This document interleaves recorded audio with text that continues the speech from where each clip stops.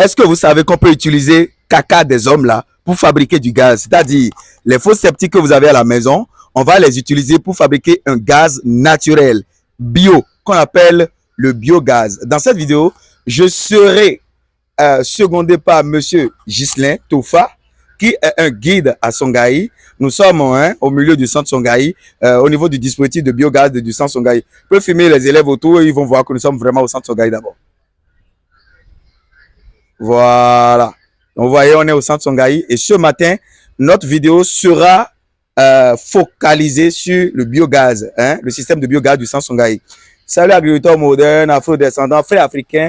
Pour ceux qui ne me connaissent pas, moi je suis monsieur Tanabé Valeransou, ingénieur agronome praticien, entrepreneur, multi-investisseur. Sur ma chaîne ici, je parle d'agriculture, je parle de développement, je parle d'investissement en Afrique, je parle des intérêts de l'Afrique. N'hésitez pas à liker la vidéo si vous pensez qu'elle va vous apporter de la valeur. Allez-y, faites ça. J'adore surtout ceci. Abonnez-vous à la chaîne YouTube pour ne plus jamais louper de pareils contenus et activez la cloche de notification pour être averti de nos prochaines publications. Et partagez la vidéo sur tous les réseaux sociaux pour faire grossir cette magnifique communauté d'agriculteurs modernes. On y va. En parlant d'investissement, il y a le projet Afro Impact City qui est un complexe agro-éco-touristique de rêve qui se basera au Bénin, au bord du lac Tao. La vidéo qui décrit le projet de A à Z est dans cette vidéo vers la fin. Donc restez concentrés du début jusqu'à la fin. J'ai laissé le meilleur pour la fin. Je vous laisse pour un bon visionnage, une bonne formation gratuite. On y va. Ces bonbons, c'est des tanks. Des tanks. Ouais, c'est des tanks qui vont servir à la conservation de ces gaz une fois la production faite. Okay. Et donc ici, qu'est-ce qu'on fait ici? On parle du déchet à la richesse. On crée de la richesse à base du déchet. À base du déchet. Okay. Donc tout ce qui est déchet, que ce soit les déchets animaux, oui, végétaux, oui, même les sous-produits de la transformation, oui, et même les déchets, je dirais les matières fécales, comme tu l'avais dit au départ. Oui. Alors, donc on peut transmettre tout ça là, ou bien on peut de ça créer de la richesse autour de soi. Tout à fait. Et donc, qu'est-ce qu'on fait? On a besoin de ce dispositif-là. Regardez ce schéma. En fait, il y a 3 dispositifs à comprendre. Ouais. Le premier, c'est le feeding tank. Le feeding tank. Le feeding tank, on a mis cuve d'alimentation. Exactement, le cuve d'alimentation. Ça, c'est le cuve d'alimentation. La cuve d'alimentation. Oui. Et c'est d'ici qu'on va charger tout ce qui est déchet. Okay. Tout ce qui est déchet, tout ce qui est gazeux, oui, on va charger dans ce dispositif-là et ajouter de l'eau. Notifiant que c'est des déchets, on privilégie les déchets qui peuvent accepter de l'eau. Okay. Tout déchet qui peut accepter de l'eau. Quels sont les déchets qui peuvent accepter de l'eau? Ah bon, d'ailleurs, tout ce qui est déchets animaux, d'ailleurs, on peut ajouter de l'eau à ça. Okay. Je parle des crottes, des crottes de lapin, de volaille, tout ce qui est déchets. Et ici, on va privilégier les déchets animaux qui peuvent accepter de l'eau. Okay. Et donc, on charge ici, oui, on ajoute de l'eau maintenant vers le digesteur. Oui. Le digesteur, c'est un milieu qui est créé et c'est fermé hermétiquement. Faut bien fermer le digesteur. Ah ouais, ça, c'est le digesteur comme ça. Okay. Hein? Et c'est fermé hermétiquement. D'accord. Donc, c'est privé d'oxygène. Okay. Et donc, une fois ces déchets ajoutés à de l'eau, viennent ici. Au niveau du digesteur. Au niveau du digesteur. Oui. Sans oxygène, oui, la fermentation démarre là. Débute ici. Donc, ça veut dire que l'absence d'oxygène crée la fermentation au niveau des déchets qu'on a mis dans le digesteur. Exactement. Dans le ventre. Dans le ventre. Très bien. C'est comme si on prend un contenant, oui, un bidon, oui, on met quelque chose de gazeux dedans. Et on ferme. Et on ferme. Okay. Quelques instants après, vous allez voir que ça va commencer par se gonfler. Ouais. Donc, c'est le même système qui se produit ici. Très bien. Et donc, ce gonflage, maintenant, les gaz dedans, vont s'échapper. Et en s'échappant maintenant, on a une partie dans le digesteur qui est appelée le dôme. On lègue cette partie-là. Okay. Pour que le gaz s'accentue là. Il faut bien filmer le dôme, enlever la main pour qu'il puisse bien voir. Ça, c'est le dôme ici. Ah, ça, c'est le dôme. C'est le schéma de Songhai, c'est le schéma de biogaz de Songhai qui sont partis avec vous gratuitement. Exactement. Voilà. Et donc, ici maintenant, ces gaz-là vont s'accentuer ici. Oui. Et une fois s'accentués ici maintenant, oui, au fil des heures, les gaz cherchent encore de place. Oui. Ils veulent prendre de l'espace. Oui. Et donc, en prenant d'espace maintenant, ils vont plus empêcher ces déchets de rester là. Oui. Donc, pouf, ils vont pousser ces déchets vers, tu comprends un peu? Passe vers, micro.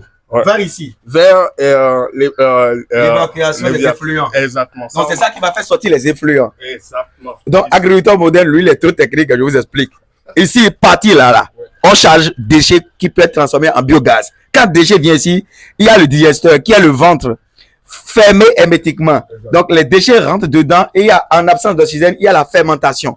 Et avec la fermentation, le truc va commencer par gonfler et le gaz va commencer par monter. Et plus le gaz monte, le gaz va chercher à prendre plus d'espace. Donc ça refoule les liquides qu'on appelle les effluents, les trucs qui sont déjà décomposés, fermentés, vers la sortie ici. Donc là, on a mis cuve d'évacuation des effluents. Effluent evacuation vat. Donc ici, j'explique bien. Ce qu'on va trouver ici, on va trouver deux choses. On va trouver l'effluent qui est liquide.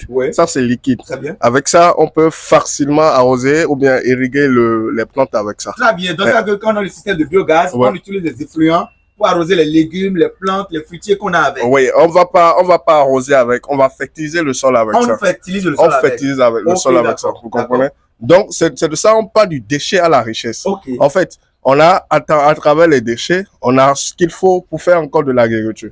Et donc, ces effluents, on va prendre, mélanger avec le sol, ou bien si on a déjà planté, on met ces effluents autour de ces plantes-là. Autour de ces plantes, comme des engrais. Exactement. Et ces plantes vont en servir, ils vont trouver les bons nutriments dedans, et pousser rapidement. Très bien. Et donc, l'effluent, aussi, à part l'effluent, il y a ce qui est en bas aussi qu'on appelle le digestat. Ça reste en bas des effluents. Des effluents. Ok.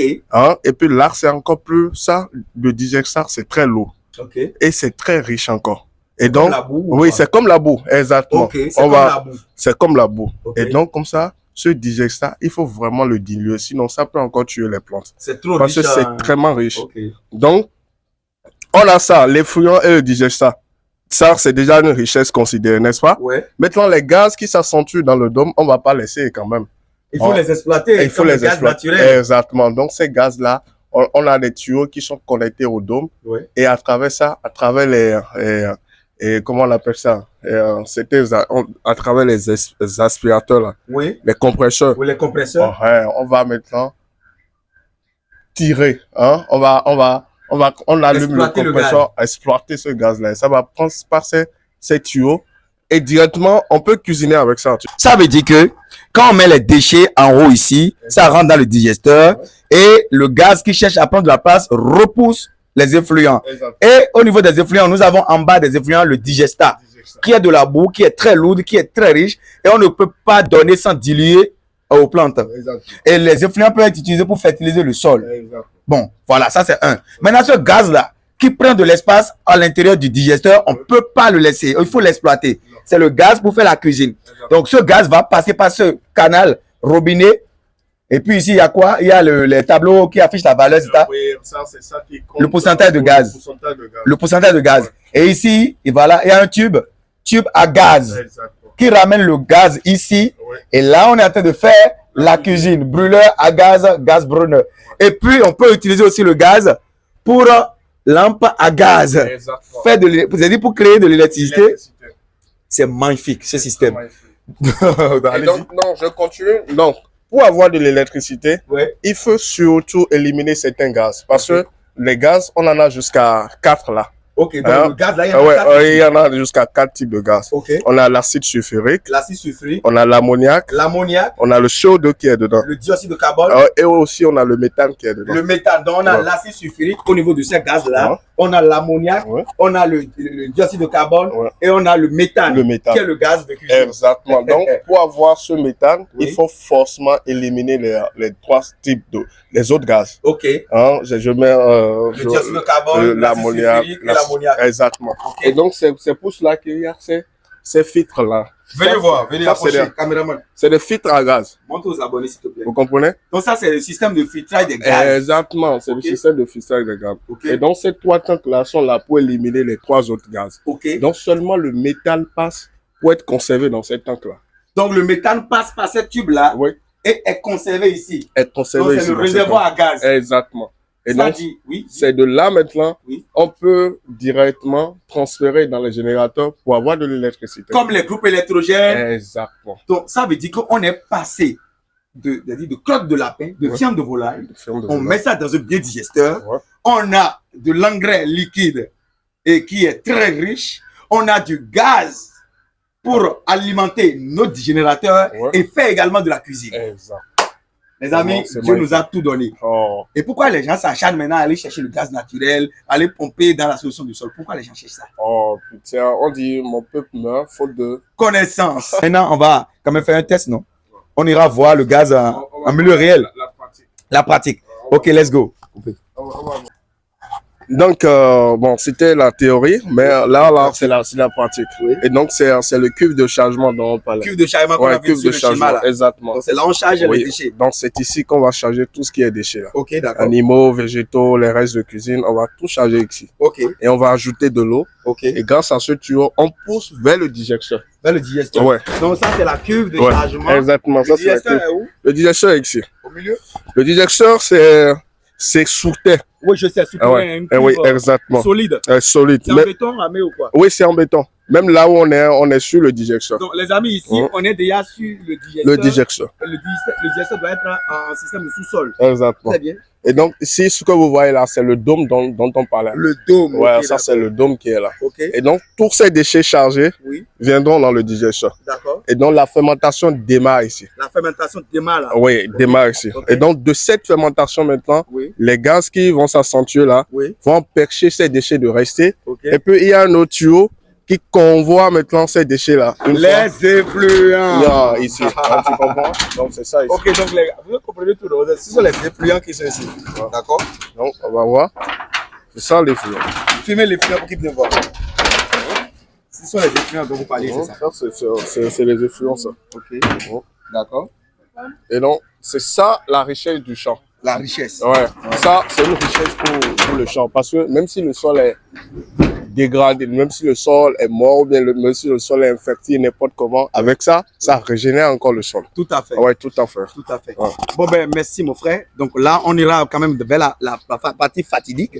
Il faut qu'on... Vous avez quelque chose à dire? Non, bon, là où on peut quand même brûler, et puis pour que on voit réellement et le gaz là. L'efficacité du système de biogaz de Songhai. Ok, on ira. On y va, non? Ouais. Voilà, les amis, vous voyez les choses que vous montre. Vous êtes censé payer des centaines de millions, hein. Payer beaucoup d'argent pour avoir ces informations. Et on est en train de vous montrer ça gratuitement. Likez la vidéo, abonnez-vous et partagez. On y va. Ici, ce sont les animaux qui produisent des matières nécessaires. Ok. Donc les bœufs, les poulets, les porcs. Oui. Et les moutons, non? Ici, oui. Les moutons aussi? Oui. Okay. Il y en a plusieurs. Okay. Mais ici, ce sont les matières organiques d'origine animale. Ok. Après ça, nous avons les matières organiques d'origine végétale. Ok. Donc, il faut associer les deux pour avoir un bon rendement. Un bon rendement. Oui. D'accord. Par conséquent, rapport carbone sur azote. Ok. Vous comprenez? Ok. On peut également aussi utiliser les déchets agricoles, c'est-à-dire les pailles, les gousses, les déchets organiques. Excusez, les restes de cuisine et autres. Mais avant d'utiliser, il faut trier de ces déchets-là. Bien vrai qu'ils sont des déchets, mais il faut trier de ces déchets-là. Les déchets indécomposables. Par exemple, les sachets, plastique, tout. Le fer, il faut enlever tout ça. Maintenant, une fois le mélange est fait, il faut l'envoyer dans un biodigesteur, c'est-à-dire dans un dispositif appelé biodigesteur qui comporte 3 parties, le bac de chargement, la cuve de fermentation et le bac d'effluent. Maintenant, une fois c'est chargé, il y a décomposition et après la fermentation. Grâce d'abord aux activités solaires qui déclenchent des réactions chimiques, donc qui nous permet d'avoir la fermentation. Sans la fermentation, il ne peut pas y avoir de grandes choses. Une fois le gaz est utilisé, soit c'est utilisé pour la cuisson, ou soit c'est utilisé pour être épuré. Voilà, pour être épuré, pour produire de l'énergie électrique avec. Ok. Vous comprenez? Maintenant, ici vous allez voir la biométhanisation. Donc quand on fait l'épuration, on obtient le biométhane. Oui. Et ce biométhane va rentrer dans le réservoir là ici. Ici c'est un gazomètre. Un gazomètre. Oui. Okay. C'est un dispositif qui nous permet de stocker le gaz après être épuré. D'accord. Donc ce gaz c'est rien que le méthane qui est stocké ici.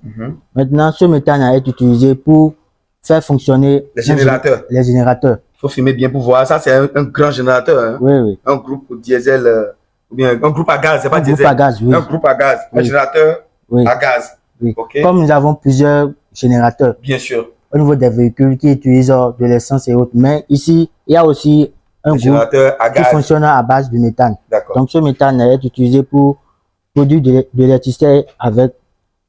Et l'électricité sera distribuée dans le réseau électrique. Oui, le réseau électrique. Ok. Et soit le gaz sera stocké Voilà, pour être vendu. trier, voilà, pour trier d'autres gaz ou bien pour être vendu. D'accord. Vous comprenez? D'accord. Maintenant, après la production, il y a rejet au niveau du bac d'effluent. Cet effluent-là, c'est un engrais organique, donc qui est performant et une source riche en azote, et qui est utilisé au jardin pour la fertilisation des sols afin d'avoir un bon rendement des cultures. Merci beaucoup. Que Dieu te bénisse. Amen. Je vais vous décrire dans cette vidéo le projet Afro Impact City. Je vais vous présenter dans cette vidéo les 5 raisons pour lesquelles vous devez immédiatement investir dans ce projet agro-éco-touristique durable et très rentable. Les 5 raisons pour lesquelles vous devez investir dans ce projet sont un potentiel touristique élevé, un flux de revenus diversifié, la croissance rapide, une durabilité et un respect de l'environnement et en 5e position, opportunité de partenariat et d'expansion. Nous allons commencer par le potentiel touristique élevé. Afro Impact City est idéalement situé au bord du lac Tahoe, offrant ainsi un attrait touristique naturellement captivant. Les sites touristiques basés sur l'eau ont toujours été populaires, attirant un flux constant de visiteurs en quête de détente, d'activités nautiques et d'expériences récréatives. Cette demande touristique soutenue garantit une base solide pour nos revenus annuels. Flux de revenus diversifiés. Notre projet repose sur une approche agro-éco-touristique innovante, ce qui signifie que nous combinons plusieurs sources de revenus. En plus de l'activité touristique traditionnelle, nous bénéficions des revenus de l'agriculture durable, de la vente de nos produits locaux et de la promotion de la culture africaine. Cette diversification des flux de revenus nous permet de maximiser nos profits et de minimiser les risques liés à une seule source de revenus. Croissance rapide. Les projections financières sont extrêmement prometteuses. Selon les estimations, Afro Impact City devrait générer 150 millions de francs CFA par an au cours des 2 premières années. Cependant, grâce à notre stratégie de développement agressif et à l'augmentation prévue de la popularité du projet, nous anticipons une augmentation significative de nos revenus atteignant 450 millions de francs CFA par an après les 2 premières années. Cette croissance rapide et durable est une opportunité rare d'obtenir un retour sur investissement élevé à court et long terme. Durabilité et respect de l'environnement. Le monde d'aujourd'hui exige une responsabilité environnementale accrue. Afro Impact City répond à ce besoin en adoptant des pratiques agricoles durables et promouvant la protection de l'environnement. Cette approche respectueuse de l'environnement est non seulement bénéfique pour notre planète, mais elle attire également de plus en plus de touristes soucieux de l'écologie qui sont prêts à payer davantage pour des destinations respectueuses de l'environnement. Opportunités de partenariat et d'expansion. Afro Impact City offre également de nombreuses opportunités de partenariats commerciaux et de croissance future. Nous pouvons établir des partenariats et des collaborations avec des acteurs locaux et internationaux pour développer ces offres touristiques complémentaires, telles que des hôtels, des restaurants, des agents de voyage, des spas et bien d'autres encore. Cette expansion et cette stratégie nous permettra de diversifier davantage nos revenus et de capitaliser sur notre succès initial. En conclusion, Afro Impact City est un projet agro-éco-touristique extrêmement promoteur qui promet d'être rentable dès les premières années. Notre complexe agro-éco-touristique est composé de 24 bungalows, un palais au bord de l'eau, un bateau de luxe pour des virées sur le lac Tahoe, une grande piscine publique qui répond aux normes internationales, un grand restaurant public, une ferme intégrée qui fait la production animale, la production végétale, la transformation agroalimentaire et la formation. Le tout sur 2 hectares au bord du lac Tahoe, en République du Bénin. Le Bénin est un pays sûr et sécurisé pour investir en Afrique. Avec des revenus estimés à 150 millions de francs CFA par an dans les 2 premières années et une projection de 450 millions de francs CFA par an. Pour être partenaire, vous pouvez investir entre 100 000 francs CFA et au maximum 50 millions de francs CFA. Le coût global du projet est de 520 millions de francs CFA avec un délai d'installation de 11 mois. Le projet va démarrer immédiatement après l'obtention du tiers ou de la moitié du capital de départ. Ce partenariat est basé sur l'actionnariat. Les bénéfices sont partagés et les risques aussi. Ce projet est conçu pour limiter les risques.